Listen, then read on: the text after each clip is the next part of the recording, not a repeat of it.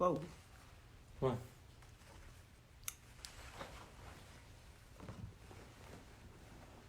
Friday, Damini 56. You're the first one. You get the wave today.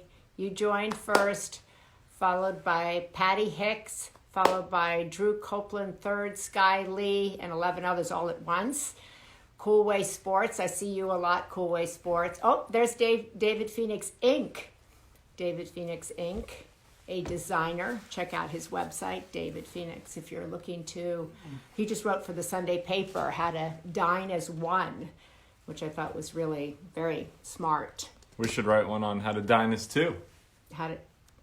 Yeah, well, a lot of people dine as two, but not a lot of people dine beautifully as one. No, That's I a know. whole art unto its own. And David is quite the chef as well. He is. Patrick is eating. Okay. Well, I was gonna have Anyway, a little gummy. hi, TGIF. Hello, everybody. I'm Maria Shriver, and you are? Patrick Schwarzenegger, and I was about to have some sort of starburst, but she wouldn't let me, so I'm gonna pack it away for later. Good. And we are mother and son, and we are home. Together. And now Yes. we are also finishing each other's... Sentences. Come on. Yeah, that took a minute. Jeez. Okay, Louise. all right, wow. Someone get her some coffee. Yes, thank you very much. Thank you. I had my egg bites today, so I'm feeling strong. I'm feeling good. I feel like I'm ready to go. I'm grateful that it's Friday. I'm grateful to all the essential workers who have been out there keeping us safe, who have been working in supermarkets, who have been dropping off packages, dropping off mail, helping out people in their homes. We're all blessed and we're all grateful. And speaking of staying in your home, we're speaking of being in your homes, all of you are doing an active service by staying at home. I know there's a lot of discussion now about lifting stay at home, modifying stay at home, but we're staying at home because we've been told that that's what's helpful. That's the service that we've been asked to perform, and we are doing it with love and gratitude for all those who are performing their acts of service. Two especially people at the asked, hospital. what are your egg bites? What's the recipe? You should put your recipe for the egg bites one day. Well, it's not my recipe. Well, It's Starbucks' you recipe. loved it from that- Starbucks, but we made them at home. Yeah, we ripped So, it off. You just do a little cupcake pan. You scramble some eggs together and put some cheese and vegetables, and in the oven for 45 minutes, and bang, you got some egg bites. Woo. Oh, I love that Annie Palm. She says, I cannot stay at home. I'm essential. Thank you, Annie Palm, for what you're doing that is essential. And actually, in the Sunday paper this Sunday, I'm writing about what's essential moving forward and how those of us who might feel non-essential right now can be essential moving forward, and what we all have within us that's essential. And there's somebody else talking about the egg bites. But I'm super excited, speaking of essential workers, to be welcoming today somebody who has really been on the front lines of this pandemic, someone who knows firsthand what it's like to be essential, someone who knows what it's like firsthand to be essential, and someone who can tell us firsthand what's going on in our hospitals, in our ER rooms, and how we can continue to be of service, how we can be essential in our own ways. Yeah, and I think it's pretty interesting how he's getting his message out there. Yes. I mean, the doctor's not only going on, CNN and Fox and using media as a medium, but he's also, posting YouTube videos and doing raps and making music and songs because he knows that that's a way that people will also listen, and he's combining the two of talking about the disease and what's going on and the lack of protection equipment they've had and what they need people to be doing, all through music. There he is. Oh, so you're so the owner. Dr. All Chris right. Hahn is an emergency room doctor at Mount Sinai Hospital in New York. It said he is requesting from All Mount right. Sinai. Mount Sinai. It just NYC. went by. From Mount Sinai, we're waiting. He's not going to rap right now. Oh, love his rap, says Joe's Garden. And we got to He's be really very, good. wary of his time. We know that he's on Oh, a tight okay. schedule and he's probably saving He's people's super important. lives. So He's we're super just going to try to essential. keep this as a quick conversation. Hello. All right. Doctor. Hey guys, how are you? Good. How are you? Thank you so much for joining us today. And on behalf of all of us across the country, thank you for your service, your love of humanity, and the care you are putting into humanity on behalf of all of us who are staying at home and not doing what you're doing. Well, thanks for having me on. It's a real pleasure. Well, thank you. So tell us right now what you're seeing, doctor, in the emergency room in the hospital right now. I know New York is a little bit different, but what you're seeing there and really around the country. Yeah, so I think that what we're seeing right now is from the ER perspective, we are kind of on the downslope of the volume, which is great. You know, the number of cases that are coming in every day are fewer and fewer, which is good. But that said, the inpatient services in the ICUs are kind of bursting at the seams all over the place. The sense is that we spent the last few weeks basically trying to create space wherever we could. In the ER itself, opening up operating rooms, endoscopy suites, you know, waiting rooms all over the place. And we even have, you know, there's a ship in the Hudson, there's a hospital in the middle of Central Park. So those places are now getting to capacity. So if we were to get another surge, that would be a huge problem because we've kind of already kind of filled up that space. So from the front door perspective, we are seeing fewer sick people come in, which is good. But there's still a lot of work that's being done in the hospital. Absolutely. Yeah. So are you guys lobbying with the governor to keep kind of the economy at a somewhat of a close? Because are you guys worried that if this opens back up, you're going to kind of see a new rise in the curve, and all of a sudden you're kind of back to a worse situation than you were at square one? Yeah, I think that our governor and I think the leadership in general have been very good about listening to the public health experts. And I think they have their finger on the pulse about what's going on, what the numbers are, what the capacity is, you know, what is needed.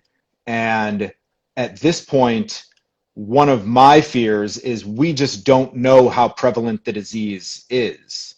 You know, we've been testing people that get admitted. We have not been testing mild disease that we send home. And we don't really have a sense of what the asymptomatic rate is in New York City. You know, we haven't had a population-based study of just everyone in the city or in some county or something like that to really know how many people are walking around that are potentially infectious. And I think until we get to that point, we're nowhere ready to be able to handle the potential, you know, recurrence of a surge. So is it, in your opinion and your colleagues, you want us to stay home still because until you feel like you can get a handle on this, you've got all you can handle? Correct. Yeah, I don't see in the near future how we can change the social distancing. Because at this point, if you were to just kind of let things open up again, like I said, we are meeting, you know, that capacity that we've been creating. I don't know how much more space can actually be built. You know, we've been getting a lot of ventilators donated and created, and we've been getting all types of new materials coming in. But at some point, you're going to hit a peak that you simply can't manage. And I think if we were to risk a return to kind of spreading the virus all over the place, that would be a disaster. I do recognize the, you know, the public health risk of isolation in and of itself. We are also seeing people that are out of the job that are coming in, you know, suicidal, taking overdoses, or having complications of alcoholism. You know, all of those things are real issues that we're going to have to manage and address. And I take very, very seriously, but you have to prioritize the immediate life threat. So I think at this point, I don't see how it's feasible to change course. And what are they doing with the Navy ships now? I know at first in New York, you guys were trying to use it for non-COVID patients, and then they were switching over to, you know, bringing on COVID patients because you've seen such a decrease in hospital cases from car accidents, from crime, from other areas. Is that still the case, or what's happening with that? You know, the inpatient services have been coordinating, so we haven't been doing any transfers from the emergency room, getting beds at any of these other outside facilities. Like the Javits Center is another place where people have been going. The inpatient services have been doing that. So my understanding is that it has changed to COVID, but I don't know what the kind of latest is on that. Doctor, what is the mood? Several people here are, first of all, thanking you for your heroic work and all the people that work with you. They're asking, what is the mood in the hospital right now? Yeah, I think that people, you know, we've gotten used to a new norm. And I think many of us have been trained to do just this. You know, I'm not trying to be hyperbolic or anything, but we see a lot of suffering on a day-to-day basis. Our hospitals are often operating at near full capacity regularly. The big difference now is the risk to ourselves. And at this point, you know, we went through a number of weeks where we didn't really know what the proper protection was. Do you need just a surgical mask? Do you need an N95 mask? Are we going to run out of N95 masks?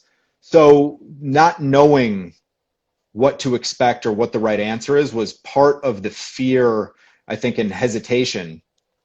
That said, we have now hit a point where I think we are very comfortable in our routine. We have enough material.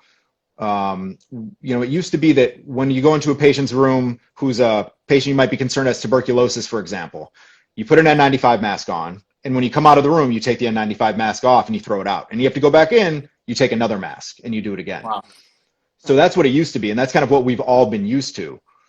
And now you get one mask per shift, which we've now been comfortable with. And I think you've probably seen, it's been a few days since I've worked, but you'll notice that a lot of the healthcare workers will have kind of these red marks on their noses. That's because these N95s come with metal bridges that are basically giving you a pressure ulcer on your nose. And because you just wear it for 10 or 12 hours straight, depending on what your shift is. So at this point, you know, we've hit our, I think, kind of new normal routine. I honestly find it sometimes to be a little bit more stress-provoking to be at home and thinking about what's going on and what I might walk into the next shift. Yeah. But when you're actually there, you just get back into the zone. And I think that we all have our own routines now where we feel safe. And I honestly feel that people have just shown up and done their job. I really have not found a big difference in people's attitudes. If anything else, people have stepped up more, worked more. We have doctors that are older that we consider to be vulnerable. You know, we don't want them getting ill and having severe complications. So other people have kind of jumped in and picked up their shifts. We have nurses that are working extra shifts to make sure we don't run out of staffing. So I think for the most part, we've done a great job.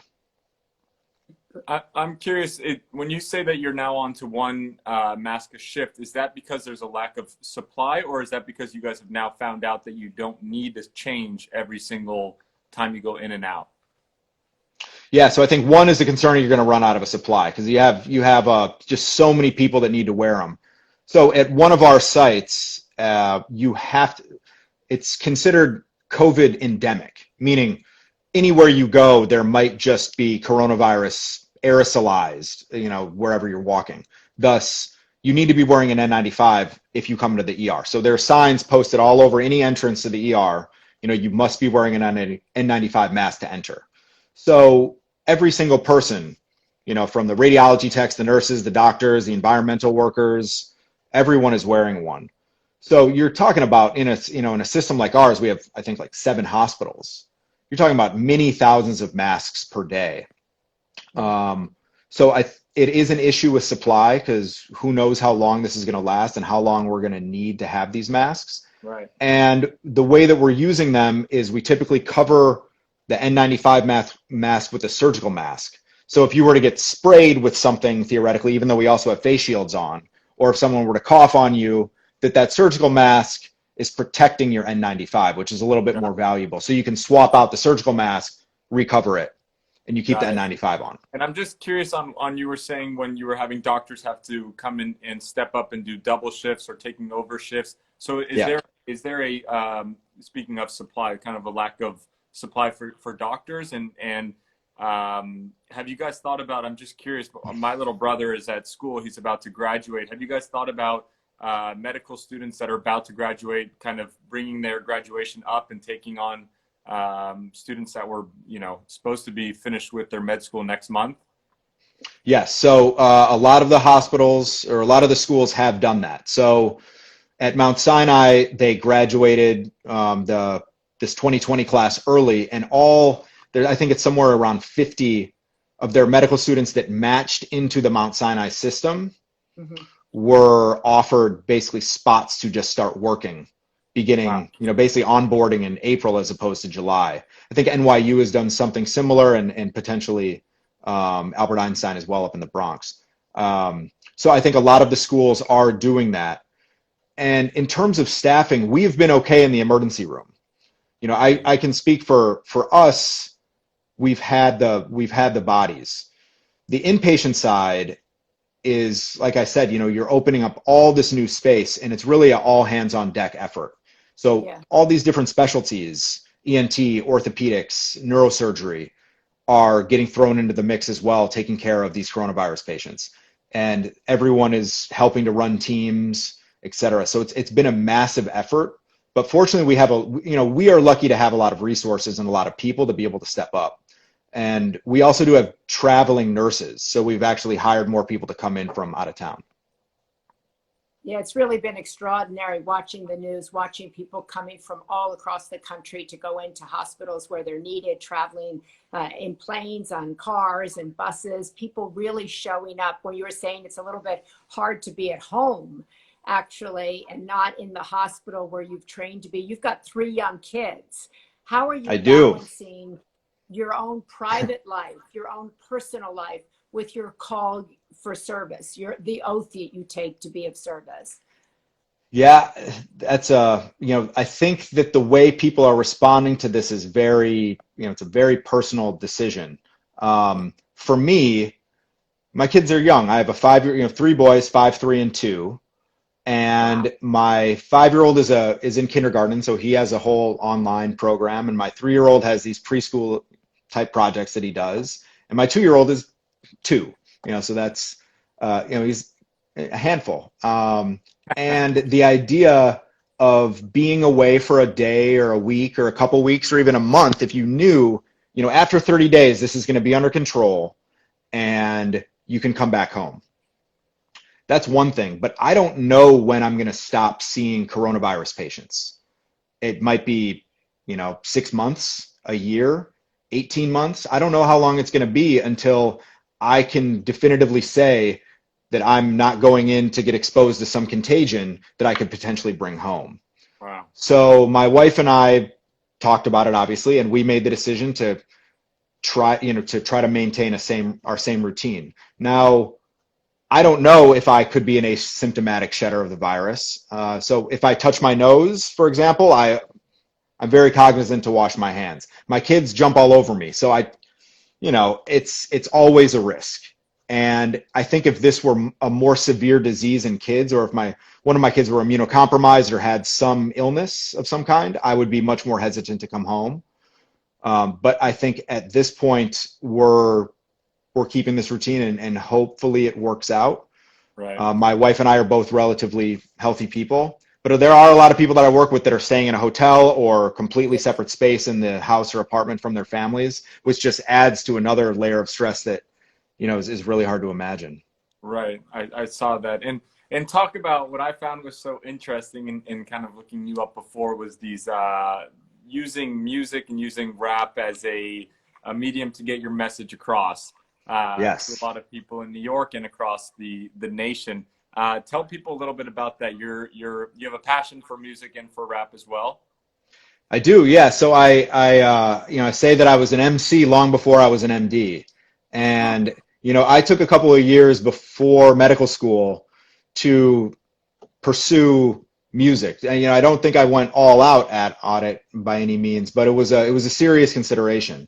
And then once I got to medical school, I started writing a little bit more about my experiences going through, medical school training, which is pretty rigorous. Mm-hmm. And then when I was a resident, one of my attendings came up, he basically just made a joke. He's like, it'd be really funny if you made a video of like ultrasounding the heart, and like cardiologists would love that and think it's so funny. And I was like, haha, that's a really good idea. And I actually started making educational videos. And that is kind of where things have taken off. And so I've done things like public service announcements.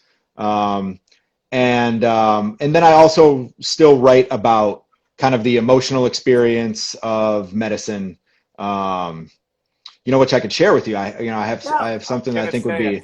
People are asking you to give them a little sliver of somebody says Dr. Hahn is my nephew. Lynn 33 says Dr. Hahn. Oh yes. Hey Lynn, how are you? Out of Iowa. Yeah. Yeah, so I'll give you something that's kind of more on the, um, the emotional side of caring for these patients. All right, you don't need a beat, do you? Well, we'll do it a cappella. Okay. The white coat's not a cape. It's not any protection. You're still affected by your patients, and you end up catching something more contagious than infection. And what you're left with over time is you're either overwhelmed or go numb and disconnected.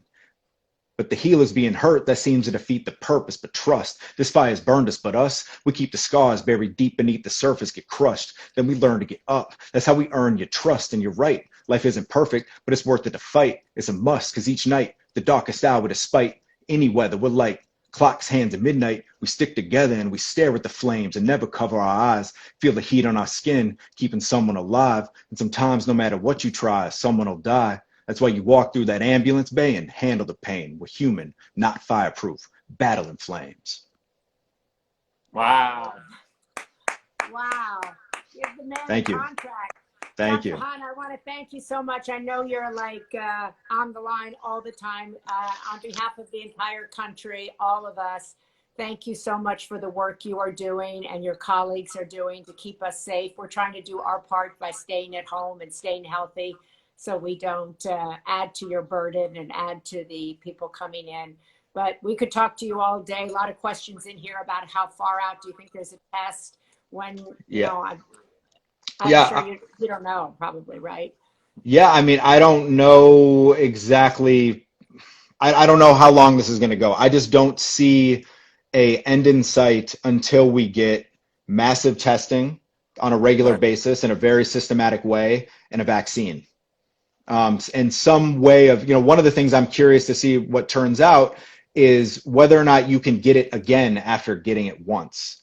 So it seems that these alpha coronaviruses, the coronaviruses that circulate on a yearly basis that are just the common cold, the reason why you lose immunity to it is because by the time your like the next season rolls around, your immune response was not strong enough, so your immunity wanes, so you're again susceptible the next year. So it's different from the flu where it's genetic drift, so you just have different antigens that your body has to attack.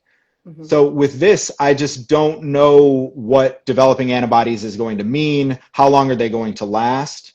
So I think there's a lot of questions unanswered, and I like a lot of experts have said, I just don't know, but I don't see it being anytime soon.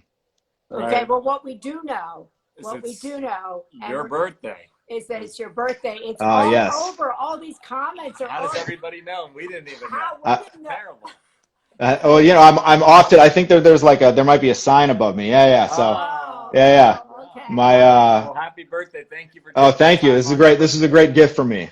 You're a great gift to all of us. Thank you so much to all the frontline heroes making this world a better place. God bless you and happy birthday. Thank you. Thank you so much. If I could, I would just like to say that, I want to give I want to give props to a lot of New York City out there. In Manhattan, one of the important stories that I'm sure that you've seen is that in Manhattan, for many different reasons, we have not got hit as hard as other boroughs. And there are a lot of doctors and healthcare workers out there that have really, really been, struggling and, really stepping up to the challenge. And I just want to thank them myself.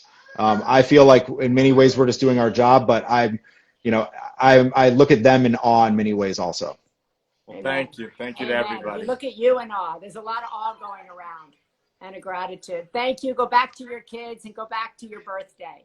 Okay. Thank you. Take care, guys. Thanks for having me on. Thank you so much. Thank you. Right. Wow. What an inspirational young man on his birthday. What a rap. Wow. Yeah. That's it. Gave Multi-talented. Goosebumps. That is a great way for us to end our Monday through Friday home together with somebody that inspirational, somebody putting their life on the line for us, regardless of where you live. We have doctors and nurses, many, as you said, who've just come right out of medical school, right into the ER, right into ICU units. We have doctors who have retired, who have come back to work to be of service. There was a whole campaign for those healthcare workers here in California to come out of retirement and to help out. We have so many other young people wanting to get involved in being of service. So that is what is so great about this country, is that all of us can serve, even regardless if we're doctors or nurses. We can all be essential in some way. Maybe not like the incredible Dr. Hahn, but what a debt of gratitude do we owe to him and all the other doctors and nurses and that we will never see. I know. That we will never see, but we can see in our prayers. So thank you to Dr. Hahn. Thank you all who tuned in to hear him. Thank you for all the birthday wishes that you sent to him. That was really beautiful. I don't know how everybody knew that. Maybe somebody who was his nephew or knew him started it. But thank you, whoever started saying happy birthday, Dr. Hahn. Thank you, because we do read the comments. So we try to. We try to, even though they go really fast. So my eyes aren't as good as yours. But anyway, we want to thank you so much. We have a really exciting week next week. Also, I'll be doing Sunday Paper Live, and we'll talk about conscious parenting and being a conscious human being in this time of being at home. And for many people who have small children at home, Dr. Shefali will be talking about conscious parenting and conscious presenting. So thank you guys so much, and we look forward to seeing you guys soon. Thank you. Have a great day.